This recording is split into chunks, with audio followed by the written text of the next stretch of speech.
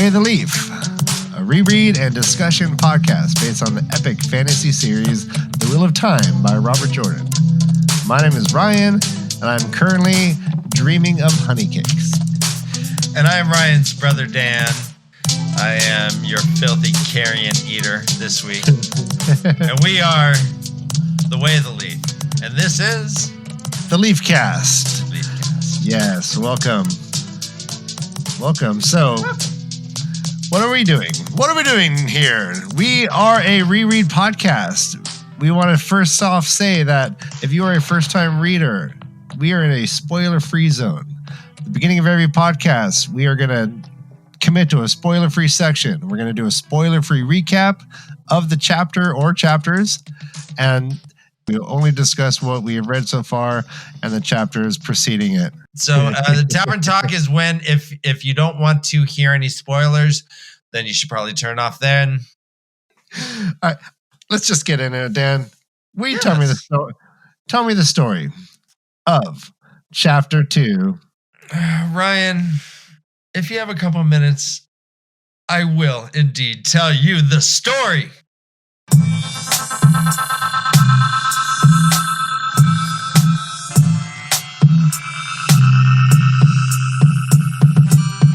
Chapter 2 is called The Strangers. The icon for this chapter, instead of the Wheel of Time with the snake twisted around its spokes, we have two ravens peering curiously down at us. Matt and Rand start unloading the casks of cider. They're walking in. We see Scratch, the innkeeper's yellow cat. And we see that Tam sitting there, finally being able to fill his pipe with the famous 2 rivers tobacco that the innkeeper, Bran Alvear, always keeps on his mantle. This is the day before festival, so it's generally a busy day, but the common room is unusually quiet. But everyone is kind of just talking about the weather, all the hardships that are coming in, and Tam comes in. And it seems like they've been waiting for him to have a meeting. And he came in kind of late, and they're like, yeah, we were hoping you were going to come. And I think part of it is because they really wanted to have a village council meeting for them to be able to talk about what's going on. Winter hasn't really ended, and it's Beltane. Wolves are getting angry and all this stuff we talked about last time. Everyone is kind of scared. Except for, well, who knows about the Terran Fairy? Who really knows about them, right? But I think they get a bad rap. They get a horribly bad rap. I think so too. And Rand kind of wants to hang out for a bit, but gets kicked in the shin or the ankle.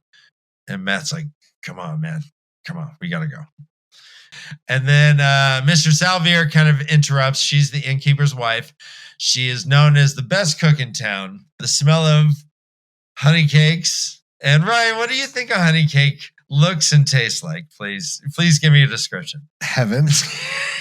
Heaven in a bun? Well, I mean, I love bread. I'm avoiding eating a lot of bread these days. I miss bread. I kind of picture it like the best bread back when Olive Garden breadsticks were really good and you wanted them. And all you can eat? Maybe. I mean, come on. That was part of it. You got all you can eat salad, all you can eat soup. You took home your entree and you just munched out on the breadsticks. And Mr. Salvier, we're told every man in the village kind of recognizes that she's the greatest cook in town, and no one. In fact, here's the way it's phrased: and not a man for miles around, but eagerly leapt at a chance to put his feet under her table.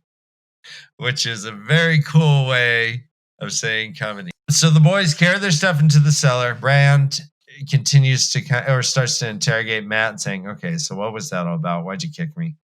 He's like, "Well, okay, old Luhan thinks that." All right, so I put flour all over his dogs. I told my friends that there were ghost hounds that were out there in the forest, so I took his dogs and I put him out in the forest and I covered him with flour and I let him go, and I was just trying to scare Dav. How was I supposed to know that the dogs would just run home? And now it's not my fault that the door's open. I didn't ask them to just run into the house. And so apparently Mr. Luhan reacted appropriately, got upset. So he wins his and lefts at the same time because old Luhan actually got chastised for the whole thing. So they go back to the common room and they're all going and talking in whispers. They're all concentrated. Rand wants to hang out, but Matt's like, dude, come on, we gotta go. And the smell of honey cakes fill the air. Go back to the cellar and we meet Elwyn Fingar. But Matt acts as if he's maybe 12. I don't know. But I don't know. You know what? I bet you that Matt, as a 12-year-old, was still ripping badgers out of their den. I mean, to me, that seems like a pretty manly thing to do. But I bet you Matt was pulling this stuff anyways. There's like a Home Alone quality to Matt's endeavors. He's very creative. If there's a cartoon and Matt was one of the characters, if there's a cartoon, Matt would have been the character that created the whole contraption where the ball hits the lever and it rolls down the tubing, hits the bowling ball falls, hits the watermelon. Matt would have made all of that, which is amazing. So keep the change, you filthy animal. But underneath the contraption, in the end, some animal gets hurt, and that's why Matt is not a good character so far. Somewhere in that, it has something that pinches the badger's butt. The badger runs across. His nose hits something that triggers a bowling ball to throw a paint can to hit someone in the face. I think you work with the tools that you are given. And I think in the Two Rivers, you're given badgers. So Ewan Fingar comes down to the cellar and he's like, boys, have you heard there's strangers? And apparently, of course, Matt knows because Matt lives in the village. Rand is on a farm out in the outskirts. So he's coming down to talk to Rand. He's all, Rand, and he stops and he's like, yeah, but I haven't seen any dark hounds, but I think that Master Luhan thinks someone powdered his dog. I mean, so as a 14-year-old, he's kind of snippy. Matt's like, why I oughta. Yeah, that moment is kind of horrifying. He steps up menacing to this kid. The kid backs on instantly and starts quickly spilling the beans, as if there's a long history of this behavior. He didn't go, whoa, hey, what are you doing? Why are you standing? He knew what was happening. Matt must have been doing this over and over. This poor kid. I just want to say, this poor kid. Well, and so he comes in and he's like, yeah, they're strange. And Matt's like, was his cloak black? And Ewan is like, whoa, what's going on? And it says here, he spoke quickly when Matt took a threatening step, which is like, all right. Let me give this quote right now. So let me answer how Ewan. So are you? I'm ready. So especially when they're talking about was his cloak black, and again they're talking. Matt and Rand both had seen this mysterious black rider. Just that day, Rand had seen him this morning, and so this was very much on his mind. So when Ewan Fingar mentions a stranger, of course, that's where he's going to go. And so Ewan looked uncertainly from one of them to the other, then spoke quickly when Matt took a threatening step. Of course I could see his face, and his cloak is green, or maybe gray. It changes. It seems to fade into wherever he's standing. Sometimes you don't see him even when you look right at him, not unless he moves. And hers is blue, like the sky. And 10 times fancier than any feast day clothes I ever saw. She's 10 times prettier than anybody I ever saw, too. She's a highborn lady, like in the stories. She must be.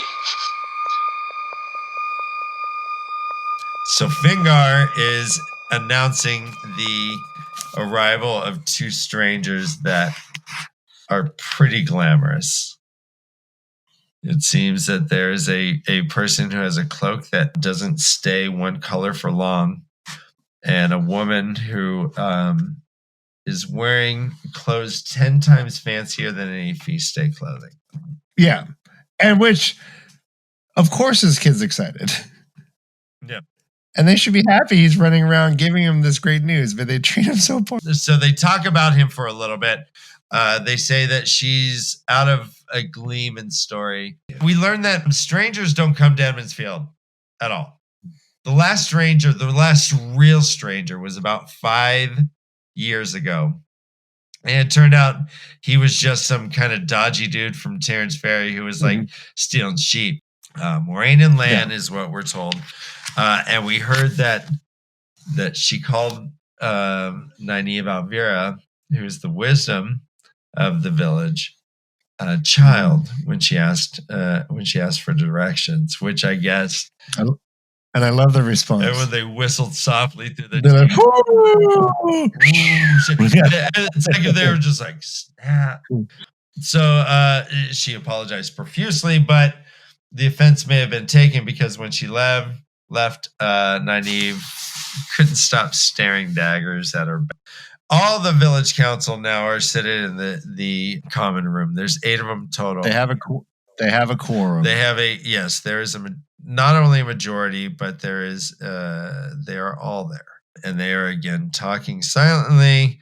And again, Rand wants to kind of hang out, but Matt's like, come on, man. He gives him this look like, no, let's go. Now that event, right? That whole situation where Rand wants to stay and then Matt wants to go, that I think is one of those demarcation points that we're seeing where, and they've been hinting at this, where Matt and Rand used to be more similar and they're kind of splitting off. Several times Rand is responding to whatever's happening in a very, very different way than Matt is. And we'll see, he wants to stay and listen into this. He asks different questions. He kind of sees things very differently than Matt. And it seems like there's very much like almost like a wedge is being built. But I love that point. And Rand is raised by the Zen master Tam. And I think that I don't know much about really Matt's dad personally, but we can't all be raised by, Tam Thor. Not everyone is Tam Thor. So when you're raised by Tam Thor, you're gonna have a great kid who grows up fast. So they're going out to see about the Gleeman. The Gleeman they heard came in last night. We heard that he came in the middle of the night, and the innkeeper was a little put out by that lack of decorum, but he's been sleeping most of the day, I guess. But they're trying to see if they can go see him. So they all leave the inn, and there is a quote. For the last time, I am not playing a trick on you. There is a Gleeman. Now go away. Rand, will you tell this warhead I am telling the truth so he'll leave me alone? Pulling his cloak together, Rand stepped forward to support Matt, but words died as the hair stirred the back of his neck. He was being watched again. It was far from the feeling the hooded rider had given him, but neither wasn't pleasant, especially so soon after that encounter. A quick look around the green showed him only what he had seen before. Children playing, people preparing for festival, and no one more than glancing in his direction. The spring pole stood alone, now, waiting. Bustle and childish shouts filled the side streets. All was as it should be, except he was being watched. Then something led him to turn around, to raise his eyes. On the edge of the inn's tile roof perched a large raven, swaying a little in the gusting wind from the mountains. Its head was cocked to one side, and one beady, black eye was focused on him, he thought. He swallowed, and suddenly anger flickered in him, hot and sharp. Filthy carrion eater, he muttered. I am tired of being stared at, Matt growled, and Rand realized his friend had stepped up beside him and was frowning at the raven too. They exchanged a glance, and then as one their hands darted for rocks. The 2 stones flew true, and the raven stepped aside. The stones whistled through the space where it had been. Fluffing its wings once, it cocked its head again, fixing them with a dead black eye, unafraid. giving them no sign that anything had happened. Rand stared at the bird in consternation. "Did you ever see a raven do that?" he asked quietly. Matt shook his head without looking away from the raven. "Never. Nor any other bird either." "A vile bird," came a woman's voice from behind them, melodious despite echoes of distaste. "To be mistrusted in the best of times." With a shrill cry, the raven launched itself into the air so violently that 2 black feathers drifted down from the roof's edge. All right, so we see a creepy raven that has ninja skills and dexterity leveled up big time when it comes to rocks that were thrown true. But it shows that they have pretty good arms. Shows that they got good. Shows that they got good aim. The bird was just nimble. It steps away, and we hear that melodious voice. The melodious voice that says, "A vile bird, to be mistrusted at the best of times." And they turn around and they see someone out of a gleeman's tale. They see someone who is dressed 10 times as nice as a feast day clothing. She was everything that Matt and Ewan had said, everything and more. He had pictured her older when he heard that she had called her child, but this was someone that he couldn't. Actually, Ryan, let me read this real fast. Please do. When he had heard she called Nynaeve child, he had pictured her as old, but she was not. At least he could not put any age to her at all. At first he thought she was as young as Nynaeve, but the longer he looked, the more he thought she was older than that. There was a maturity about her large, dark eyes, a hint of knowing that no one could have gotten young. For an instant, she thought those eyes were deep pools about to swallow him up. It was plain why Matt and Ewan named her a lady from a gleeman's tale. She held herself with a grace and air of command that made him feel awkward and stumble-footed. She was barely tall enough to come up to his chest, but her presence was such that her height seemed the proper one, and he felt ungainly in his tallness. This woman is stepping into a village where, you're dealing with copper pennies for payment. You're dealing with thatched roofs. She is really dressed like a gleeman's tale. And she has this ring on, which Rand recognizes that it's a serpent biting its own tail. He recognized the great serpent, an even older symbol for eternity than the Wheel of Time. They stumble over each other with introductions. They go, "Get ready, Lady Moraine." Matt does a bow, but gets all flustered because the bow wasn't, he felt self-conscious. Yeah, they have no idea what they're doing. They have no idea. They have no idea. They've only heard that princes and what have you make bows. That's all they know. Maybe they've seen some storyteller, mimic it in some way, but literally they have no idea what they're doing. This is hilarious. It is very funny. They're trying to be what they've read, or not read, probably what they've heard is the way they've heard in the tale. Yeah. So funny. Yeah. They stumble over each other. The Lady Moraine insists, "No, please, just Moraine. Don't call, I'm not the lady. And who are you guys?" And she starts asking a little questions. And here's another quote I like to read, right? Moraine looked from him to Matt and back again. Rand thought her smile, a bare curve at the corner of her mouth, was now the sort Egwene wore when she had a secret. "I may have some small tasks to be done from time to time while I'm in Edmund's Field," she said. "Perhaps you would be willing to assist me." She laughed as their scents tumbled over one another. "Here," she said. And Rand was surprised when she pressed a coin into his palm, closing his hand tightly around it with both of hers. She just kind of hires them to be her guides or anything she needs Or around what? time. We don't know. We don't know. Tasks. Just something. I may have tasks from time to time while I'm here in the Edmonds field. So it doesn't really extend beyond Edmonds field. It's just, well, I'm here. And she gives them money. They're like, no, hey, whoa.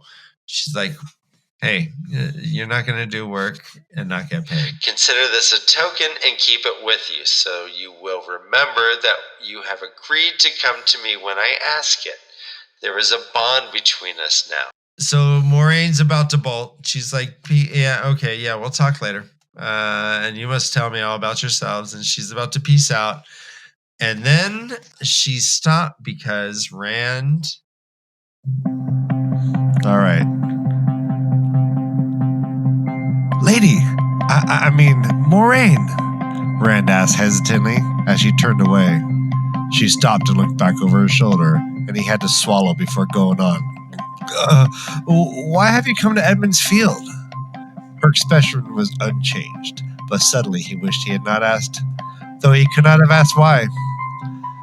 He rushed to explain himself anyway. I don't mean to be rude. I'm sorry. It's just that no one comes into the two rivers except the merchants and peddlers when the snow isn't too deep to get down from Bearlawn. Almost no one. Certainly no one like you. The merchants' guards sometimes say this is the back end of forever, and I suppose it must seem that way to anyone from outside. I just wondered.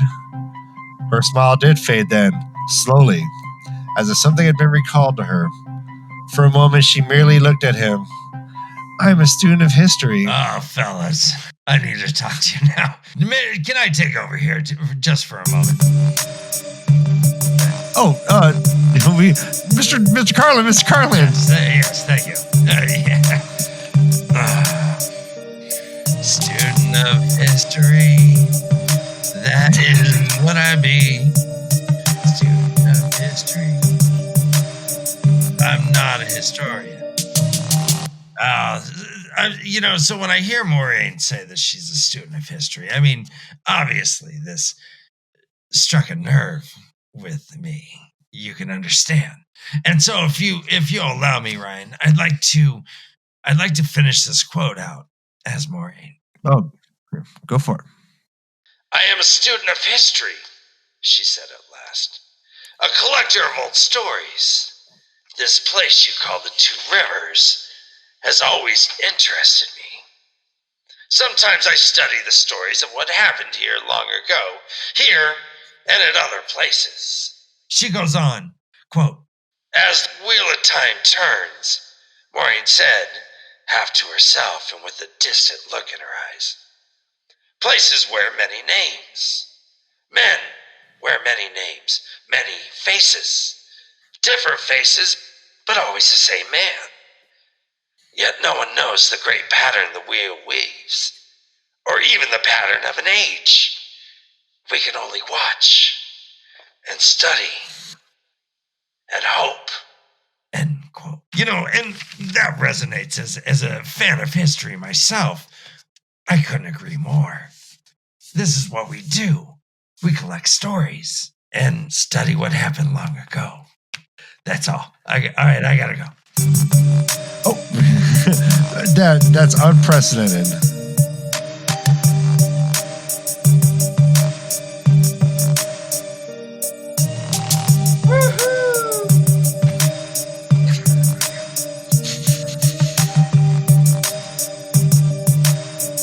How'd that go? That went well? Okay. Flawless. All right, thanks. All right. So Maureen kind of focuses on them. They all give a shake as if they've all been sleeping. And they're like, oh, okay. She bolts out. She says, I'll talk to you later. And suddenly there's some dude follows her that Rand didn't notice before by the front of the inn. He has a cloak that seems to be shifting colors a bit. It's now sometimes gray, now sometimes green, now sometimes brown. He has longer hair that's graying at the temples, that's tied back with a leather strap. As Rand looks at him, the only impression that he gets is one of a wolf. And this is a shepherd. and he sees this guy as a wolf, which is one of the more deadly, dangerous aspects of his daily life. Is someone like this? It looks like his hands just kind of resting on his sword hilt, which I think is like, I don't know if that's really proper etiquette to be walking around like in a village with your hand on your sword, like I will go off, just. But it certainly does set an example or an impression upon the villagers that this guy's dangerous. He's a wolf. Yeah. That he might just at any moment test his sword on you, see how sharp it is. Hey, boy, come over here. Slice. Live because I allow it. So Ewan, and now Ewan is kind of the he's kind of the TMZ of the Two Rivers, is what I'm guessing, or at least Edmund's Field, because Ewan's like, that was Lan. He works for her or something. Yeah, that was a Lady Moraine. He even told Moraine, yeah, they only know your name because I told them. So he's trying to get like paparazzi cred, which I understand. This is how a person makes it. I mean, he's only 14. He's hot on a scoop. He got their names, and he's even the one that says, he's like, well, I told him. He looks down, he's like, snap, I got a silver penny. And Rand looks down, and Rand has something significantly bigger than a silver penny. It's a mark that he's never seen before, with a woman balancing scales. He knows, just based on peripheral access to currency and trading with the various merchants that come in, that little hunk of metal that she threw in his hand could easily buy a horse and then some in the Two Rivers. A good horse. And they know horses there. I mean, having a good horse, I mean, besides Bella, she's a good girl. The best. So they look, Matt, he's like, and Matt's like, yeah. Meaning, yeah, silver penny in my left foot. Dude, I got a big old chunk. And for whatever reason, Matt's like, well, I'm not going to spend it. And Rand was like, you know what? What Matt was saying somehow made sense. I mean, the peddler was supposed to be there anytime. And that was the whole thing, is how does a farmer have money?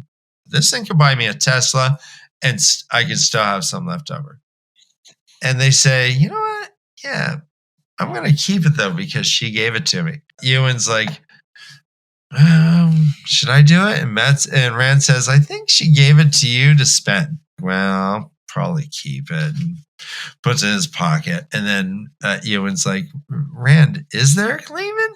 And he's like, dude, you just wait and see. I'm not going to tell you. And he tells himself it was clear Ewan would not believe until he set eyes on the Gleeman. But Rand says, you'll see. Rand answered with a laugh. So I think that if Rand said, yeah, there's a Gleeman, that Ewan would have been like, okay, I believe you. Rand says it was clear Ewan wouldn't believe unless he actually saw. So yeah, you'll see.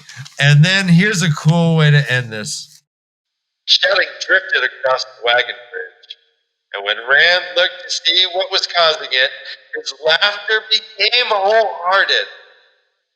A milling crowd of villagers, from gray-haired oldsters to toddlers barely able to walk, escorted a tall wagon toward the bridge. A huge wagon, drawn by 8 horses. The outside of it, rounded canvas cover, hung about with bundles like bunches of grapes. The peddler had come at last. Strangers and a Gleeman, fireworks and a peddler. It was going to be the best bell time ever. This is an exciting time. It's mentioned twice in the chapter that it's going to be the best bell time. Normally, we heard last week what it normally entails. All the crazy games, all the stuff. Now you're adding in just these glorious, glamorous additions. Mm-hmm. Mm-hmm. Yeah, it's a great chapter. No, it's a beautiful, great chapter. Excellent recap, Dan.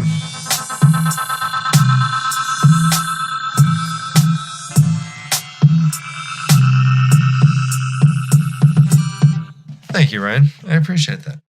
That was a good recap. Always. And there's so much to talk about.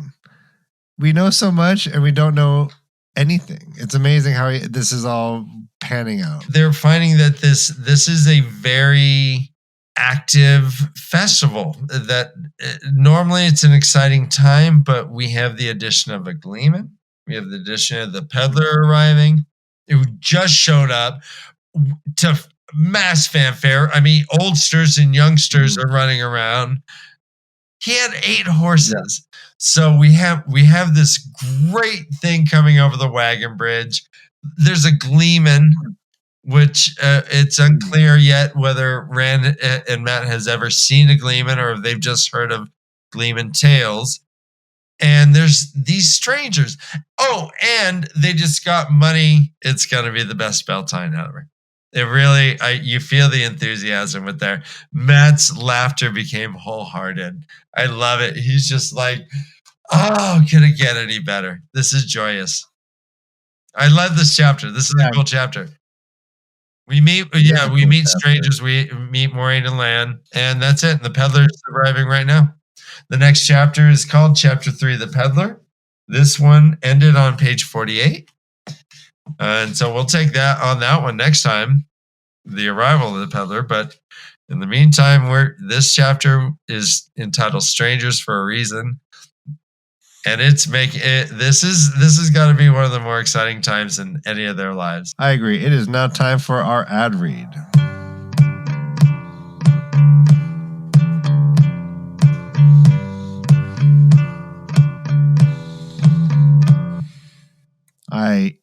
My fingers are crossed. Dan, do we have an ad this week? We do not have an ad. Trust me. All right, ad reads are done.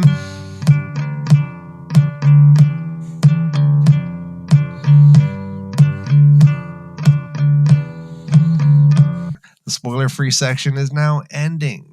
We are saying goodbye to our first-time readers. If you're a first-time reader of the book, we appreciate it. We love that you came. We hope you come back. Yes, we're not saying goodbye. We're just saying until next time. Arrivederci? We're saying please be well. We will see you next time. But before you do say goodbye, I want to tell you who we work with and who you might want to support. We have musicians that work with us that help make this podcast great. We have an opening sequence. The song is by Homunculus Rex. Our closing sequence is by Luke Dahl. The song is mixed by Orlox. We have bumper music by Hermit Convention. All of these artists can be found on SoundCloud. They're all independent artists who could use your support, or at least just go and listen to their songs on SoundCloud. They're all amazing. We appreciate everything they do for us and will be doing for us in the future. Before you leave, keep in mind that we have email, thewayoftheleafcast@gmail.com. We have Twitter, leaf_cast, and we have SoundCloud, which is The Way of the Leaf. Our YouTube page is The Way of the Leaf. We've cornered the market on The Way of the Leaf. It's ours. Next is Tavern Talk. Bye, everyone. Arrivederci. All right. I am opening the tavern door. The tavern door is officially opened. What do we see? We are at a tavern called the Woolen Flake. I love it. It is spacious, comfortable, plenty of room. It is already socially distanced. Let's just say it is already ready for the reopening. There's a huge fireplace. There's a ceiling fit for an ogier. I want to say there's little by way of decorations. It's not really adorned, but it's solid and clean. Without asking, one can sense that this establishment has been here for generations. Tell me about who's the patrons, Dan. Well, as I'm walking in, I do recognize a couple people, Ryan. As we travel about, we see fellow travelers and vagabonds, other minstrels and storytellers. And so as we walk in, I see Craig the Hermit is there.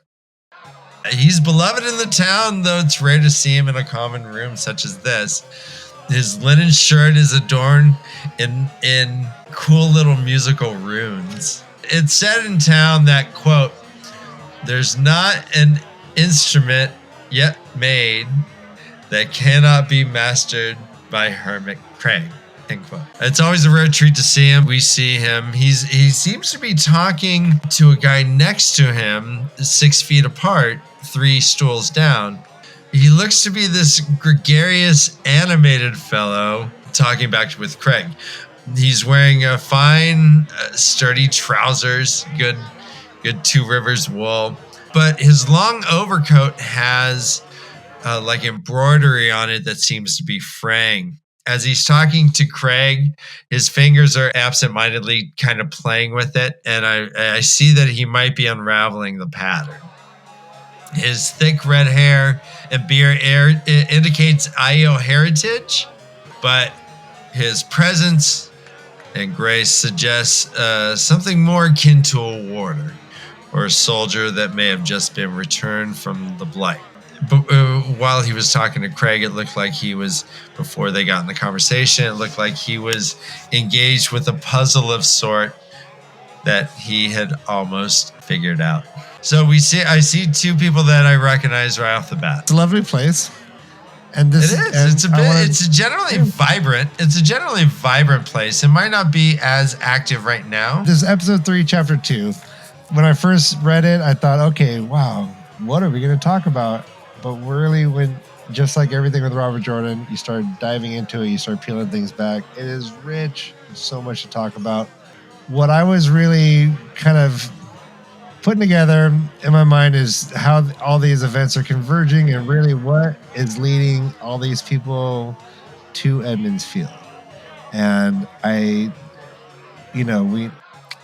was really thinking this time through about the journey of Moiraine and Lan, how they are, historically great warriors and powerful figures in their own right, and they're on a mission.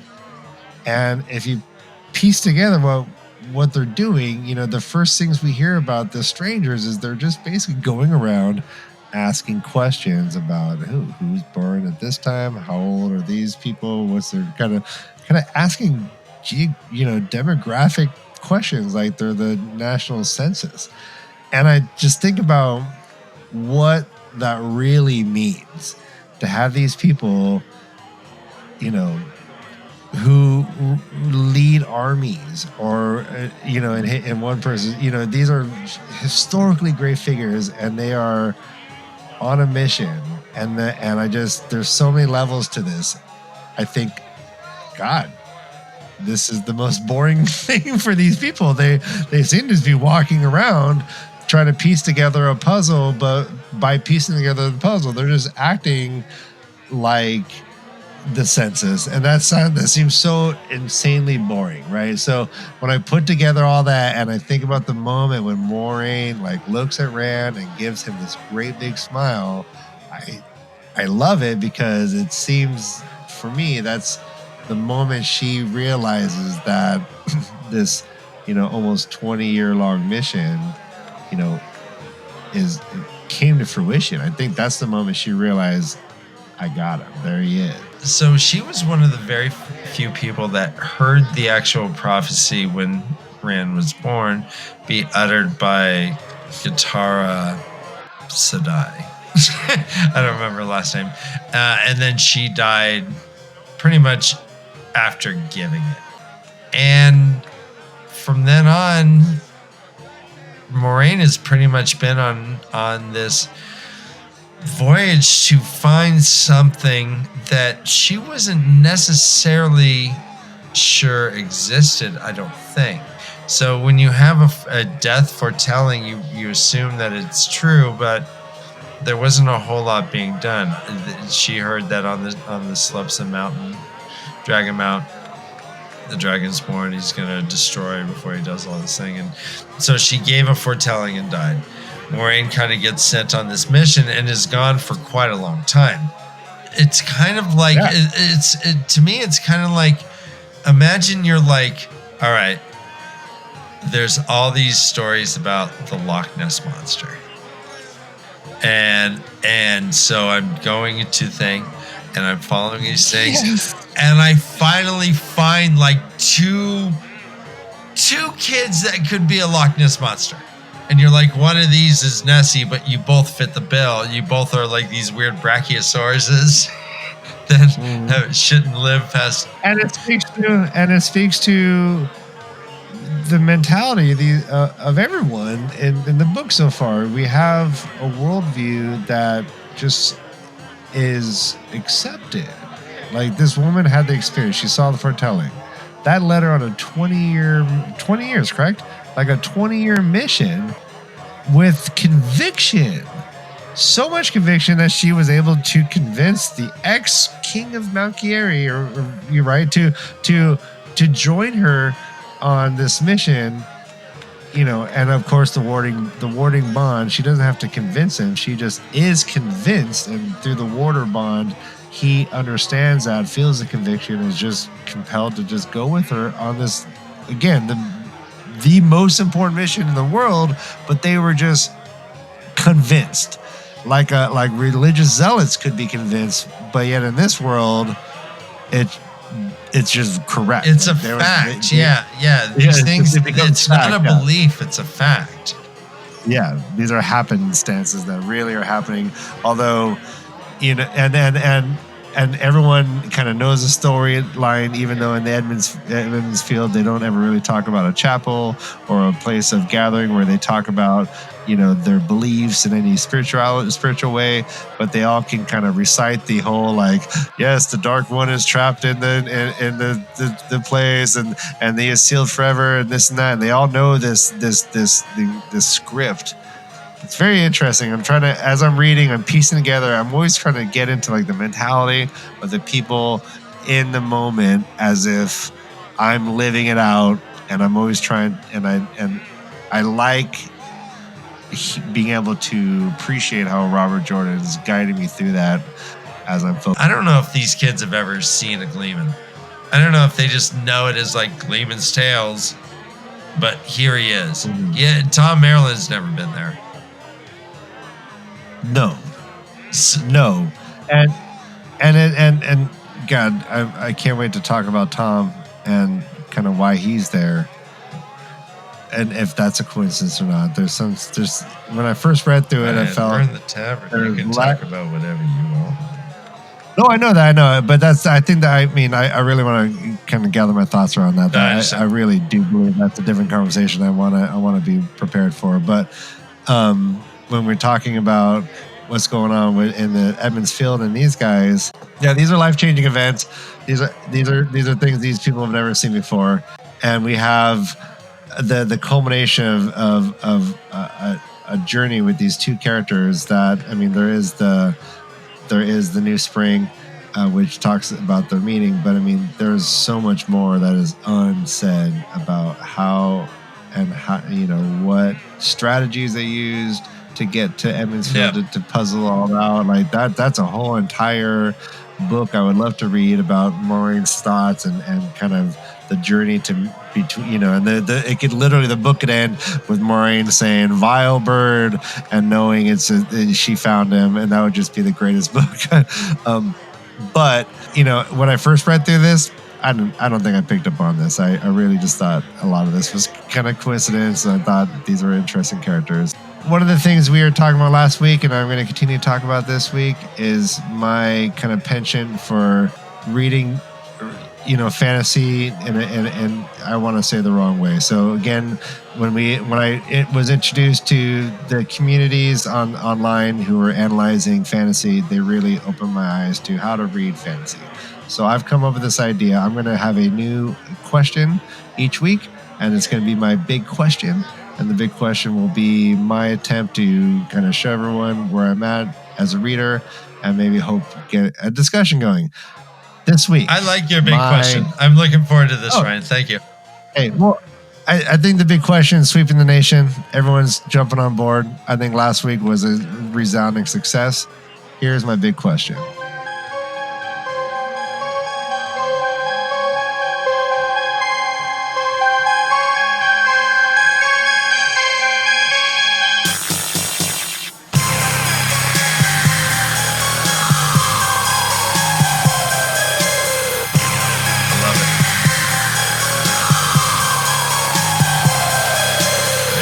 the Hermit knows how to throw down a beat.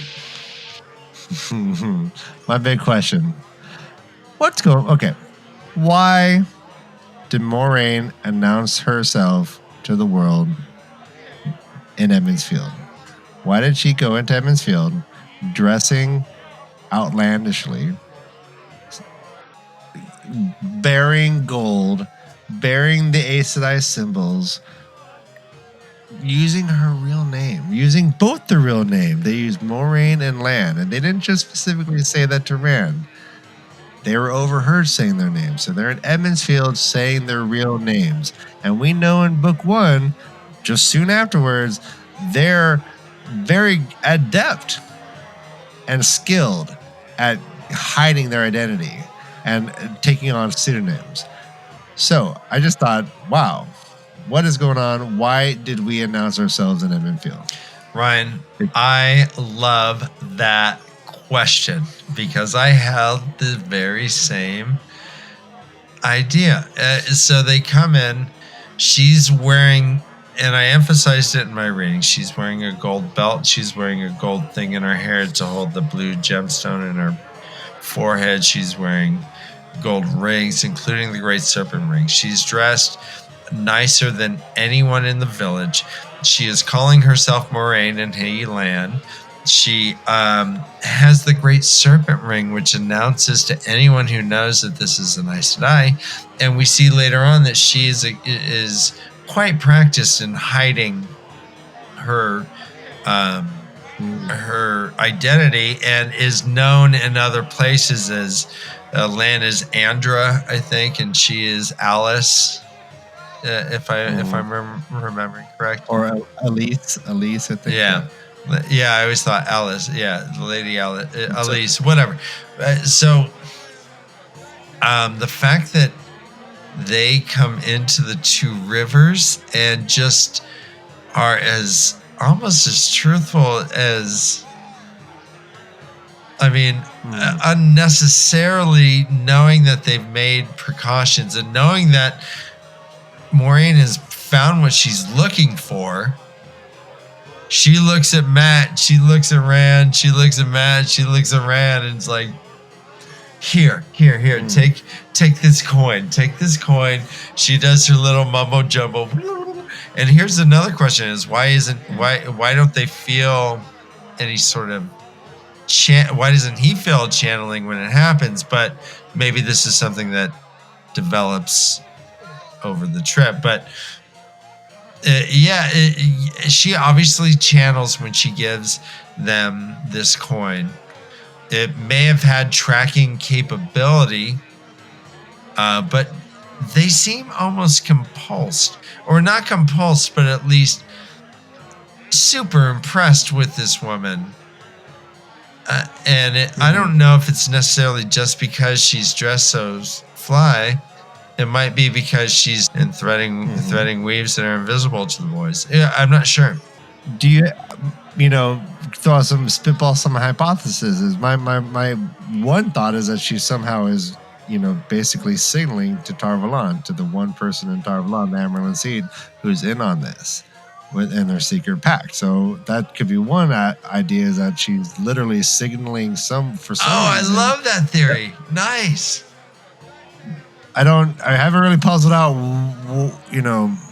this was her beacon fire that she had been completely hidden for 20 years, and suddenly she's advertising that Moraine. Yeah. I'm not the Lady Moraine, just call me Moraine. So she must have awesome, Ryan. Good job.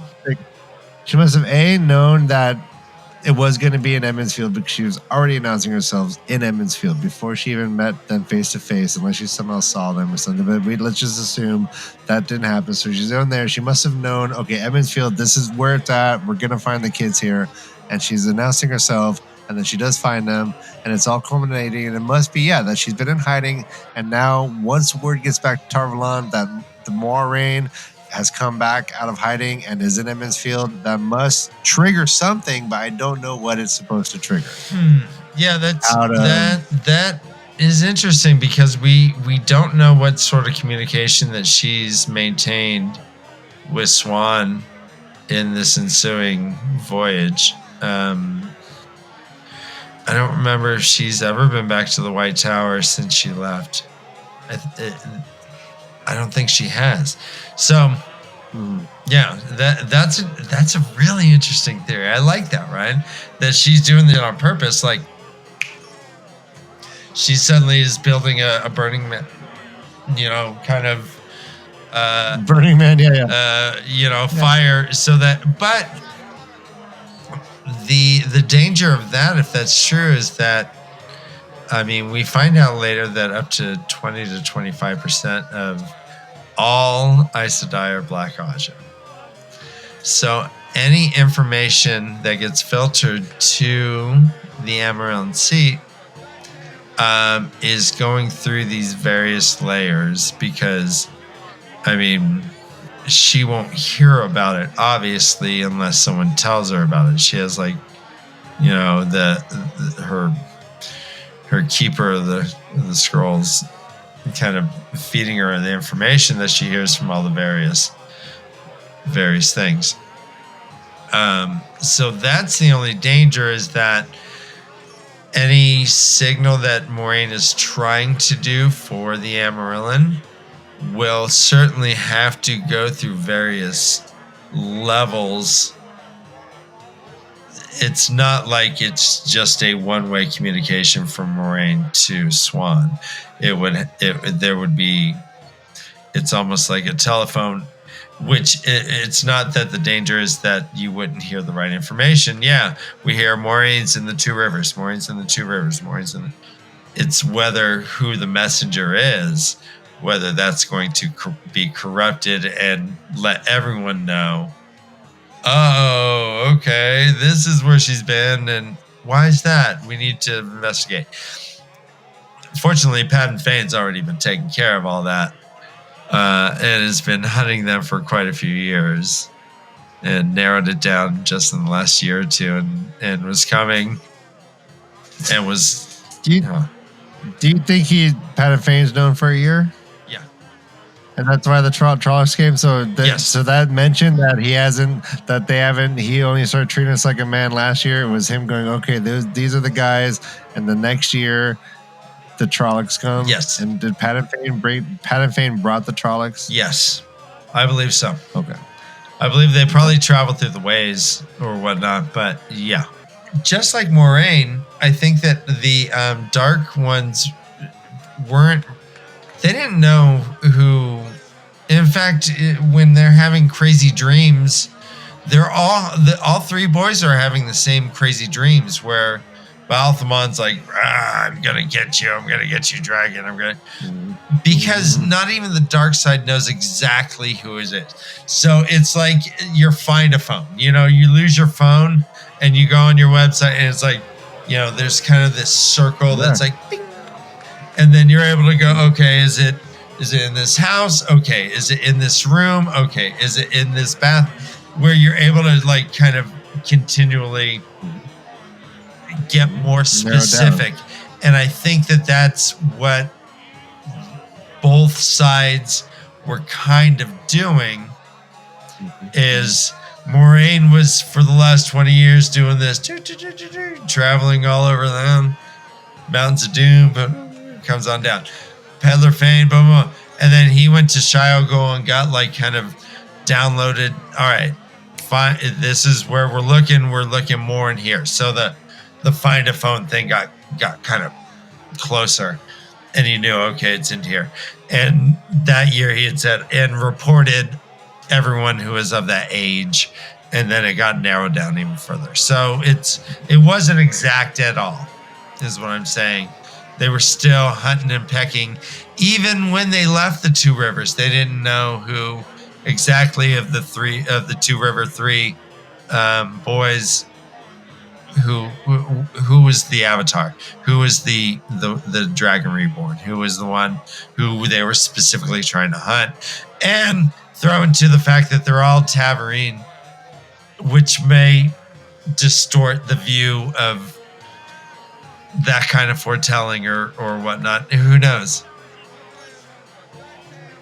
Yeah, I mean, on some level, you could argue that it was all Taverine. And that's kind of one of the weird, tricky things. Is like, when some weird thing that's hard to explain happens, you can just say, well, Tavern, the pattern, they're kind of controlling the pattern. Of course, if there's going to be a Trolloc army coming, Tavern's going to pull Moraine, who's going to be the thing that's going to save him, just to help the pattern keep going. So, on some level, you can just call this a big Tavern magnet, but I don't believe so. I think we know more about how this is all. The coincidences are still, I think, a little unclear why it all converged on bell time like that, unless there's there's probably layers of this we're not even getting at, even though we're spending an hour trying to delve into this. This is how great this is. We're only in chapter right. and chapter 2. And to me, the biggest question is, why the hell is Tom Maryland there? I can understand Moraine and Land. They've been on this vast thing. I can understand why Pat Fane.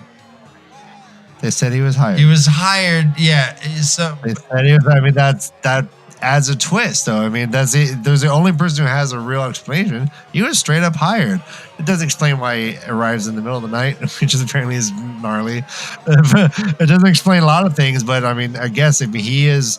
That's why he's think it's kind of he's the entertainment. He has a great backstory, but I really think he was drawn up into this because of that's when the convergence of his backstory with his kids, everything like that all comes together. That's why he jumped on. It wasn't that he has some secret reason to jump on and protect these kids. He just happened to have the backstory, and he was there, and he got compelled into it. That's kind of why I think it's so cool about it. I don't think he has a secret Games of Thronesy and kind of. I don't think there's some sort of backer from the Ale Waste who's like feeding him, coin to make sure he's doing this or that. I think he just was doing Gleeman work.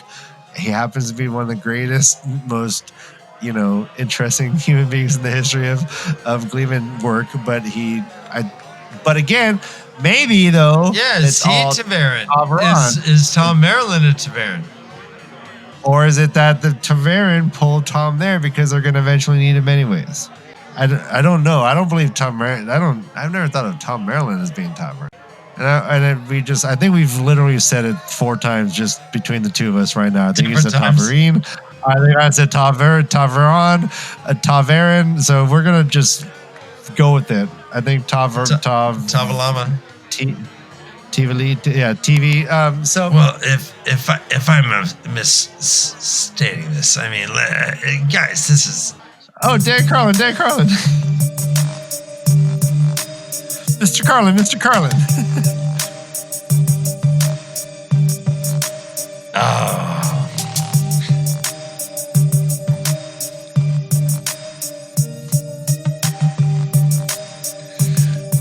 Fellas, I'm so sorry to interrupt.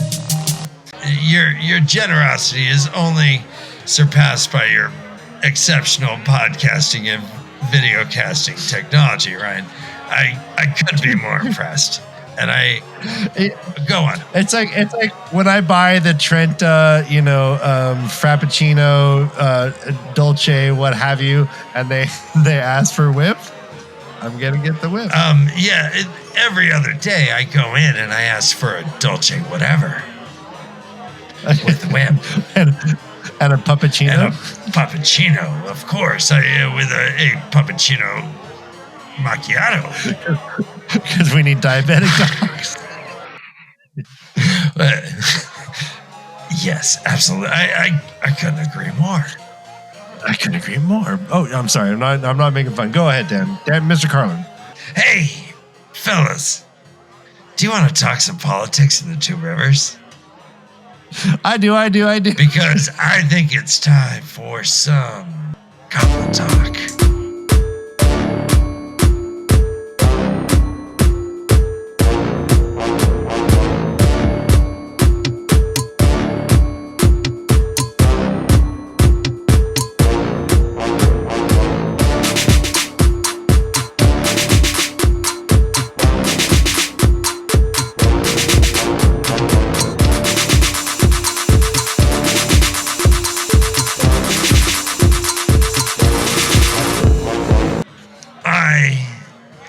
To talk a little bit about the political structure of the Two Rivers, especially Emmonsfield, but apparently it goes from Tarrant Ferry all the way to Devon Ride in this structure. Now, we've heard that there are two distinct parts of this government structure. One is the Women's Circle, and one is the Village Council. These are unfortunately divided into gender bases, which is a little problematic, but there you have it. At least you have equal representation, and a woman's voice is considered equal to that of the Village Circle. The Village Council. The Women's Circle is all female. They're also called the Gathering, or the Ring, as it's called.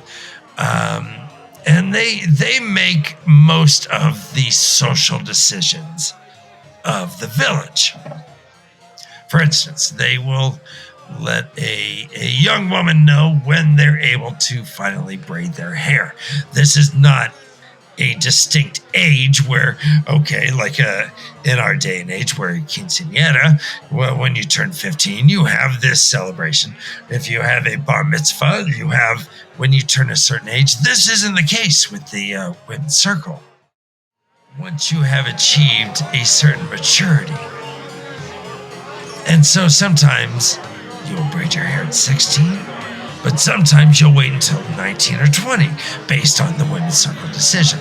Now, the Women's Circle is run by the wisdom, and the wisdom is kind of the spiritual guidance of the direction of the Women's Circle. The wisdom is also a lifetime position traditionally, which makes for some interesting discussion, and this is why this is a compliment time.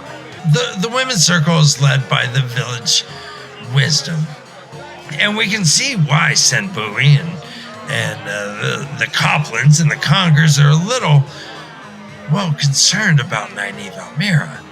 I mean, she's so young. She's only 26. She was an apprentice, but she walks around scowling and apparently hitting elderly men with a stick. And she's only 26. And this is a lifetime position. We have to acknowledge that there must be some sort of impeachment process to get rid of a physically violent lifetime position. And imagine, again, we're talking about a person who is channeling, even though she is a wilder, and may not consciously be doing so, but this channeling does slow her aging process. She may be hitting elderly people for about 200 years.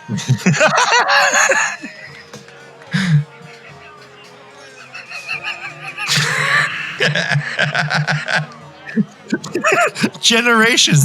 They are born and they get old and they get to age into the beatings by Nynaeve. And then they die and their children age. Jesus. They don't know any better.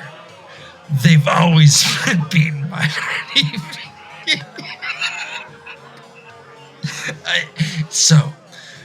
So the Village Council, that brings me to the Village Council, which is the male half of, and again, we're talking about dichotomies. We have the male half of the power and the female half of the power, and this is pretty much indicative of what's going on with the Women's Circle and the Village Council. We have the Village Council is now just male, and there's in Edmondsfield, there's 8 individuals, and what we learn is that Tam Althor is essentially the representative for the Westwood farmers to represent them in dealings with the village itself. So he is their spokesman. It is essentially just local politics, and let's consider the Two Rivers or Emmonsfield their county. And so he comes in and he's part of their county seat, but then he goes back to his constituents and he talks to them and says, yes, I represented you. I've talked about the wolves. I talked about the bears. Yes, they know it's a problem. And that's Wolves and bears, wolves and bears, wolves and bears, wolves and bears. So here's the main difference between the village council and the women's circle. The village council makes economic and safety decisions. And so we see this in the next coming chapters and in the last chapter. Bran Alvear wore a necklace with scales on it. He's the mayor of the town. And also in charge of all the economic policy. He's the one that deals with the merchants. He's the one that, I assume, hired the peddler and the gleeman.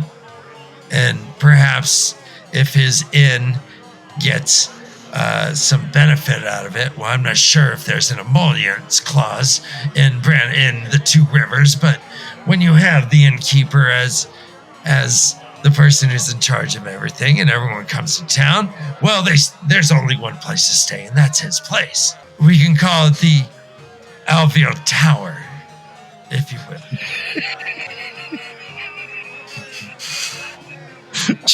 Dan Carlin. Step back, Dan Carlin. You gotta calm down. This is unprecedented. This is Compline talk. I speak truth or power.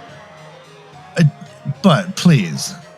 All right. That was a little bit. I recount it all. All right. So the women's circle. The women's circle is now more focused on social issues and guardian of the culture. They're the ones who decide if you can get married, and that's done by braiding your hair.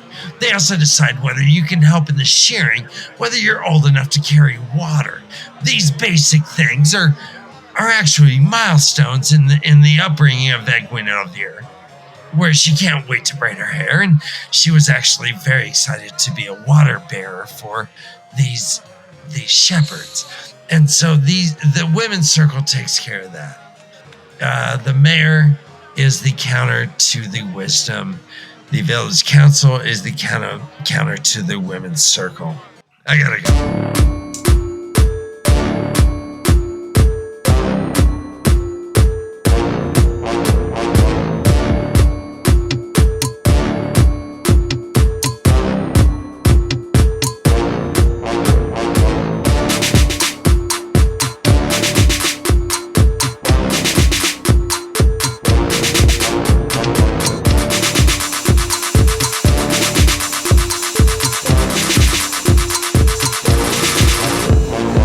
Happy to have him join. Thank you. Of course. Thank you, Mr. Carlin. That was excellent. So we're wrapping up. Tavern Talk has been just rife with conspiracies, theories. Happy that I was able to impress you with my big question. I was impressed. Oh, goodness. Color me impressed.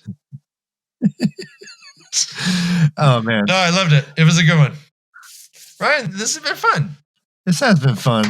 The episode is wearing down. Again, we're happy to have you join us in this journey. We're going to go through the entire book. Whether you're a first-time reader, on your second, third, stay with us. Guys, we love you. We're so glad that you're with us. On behalf of my brother Ryan, I am Brother Dan. Thank you for being here, and we are the Way of the Leaf. And thank you for listening to the LeafCast. Yeah, remember we have musicians that we work with. We have Homunculus Rex. The opening's theme song is called Cell Tower or Tree. You can find that on SoundCloud. The song we're listening to now is called Go There by Luke Dahl, remixed by Orlox. We have bumper music produced for us by Hermit Convention. You can find Hermit Convention on SoundCloud as well. I want to thank you, Ryan, for producing this on the fly. All this music is being thrown in by Ryan, who's learning each and every day and is blowing my mind each and every day. So good job, Ryan. Sounds great. Thank you. I'm working on it. We're working on it. Guys, this has been great fun. We're in this reread together. Next chapter is chapter 3. Chapter 3, The Peddler. It starts on page 49. And this is the fun chapter 2 because we meet Pat and Fane and we get to see, we're going to explore some of the racist elements of the Two River folk next week because when they get agitated, they start throwing stuff around. Oh. They do not like TAVERN Fairy folk. They do not like the Coplins. I think we're going to talk a little bit about that next week. But in the meantime, I guess... Look forward to it, everyone. Everyone be well. Yeah, and find shade and water, everyone. Always. Love you. Love you too. Good one, Dan.